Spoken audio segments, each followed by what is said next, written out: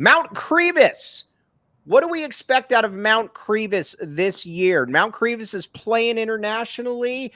Arizona's got to get a lot out of Mount Krivas. Mount Krivas has to be able to make that next step for Arizona, because if he comes in and he's kind of a weenie, that's going to get exposed very quickly. Yeah, he needs to make an impact.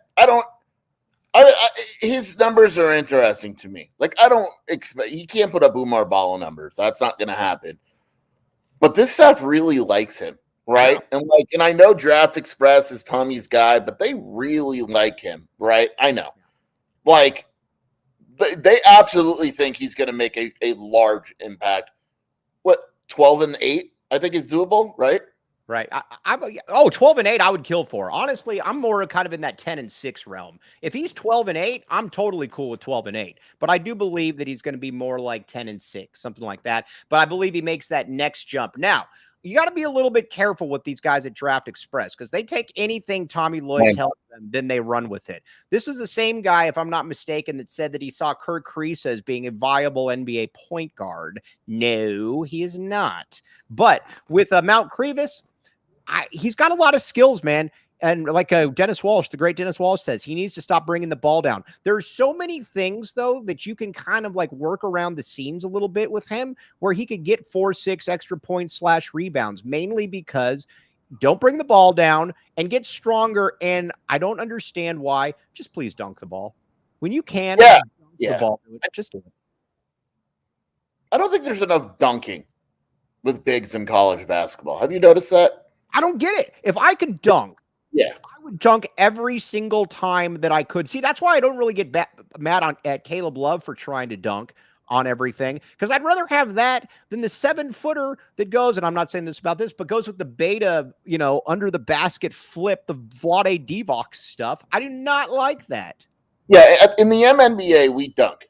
In the NCAA, we dunk. It's really weird. Like, they don't dunk. Like, bigs don't dunk. Like, it's not just a Krivas issue. Like, I didn't think Ballo dunked enough.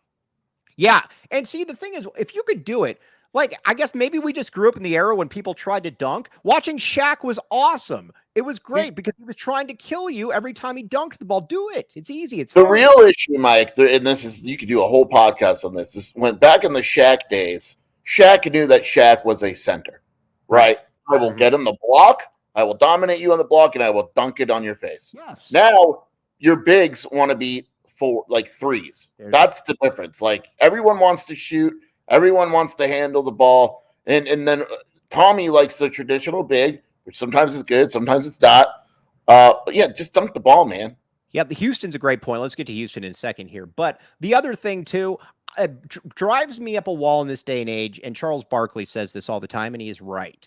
If you are 7 foot and you have a 6'6" person guarding you, guess what? You should be shooting layups, not 3-pointers. I don't understand this. This is such a metrics nerd thing that just drives me up a wall. If you have, go ahead.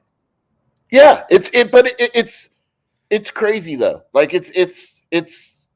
I don't get it. Imagine watching it like in AU in high school where you're looking at these dudes. And it's like, you can't, like, at least there's bigs in the NBA that can shoot, right? Yeah, for sure. I get it. But like in high school, when you see these bigs, like shooting, like, I don't want to call him out. I think he's a good player. But like Section 7, we watched Waddington, right? Who's a sophomore. Dude is so much physically bigger than everyone on the court. And he shot like 4 threes in a game. I love when guarding you is 5'8". Like, go dunk on him.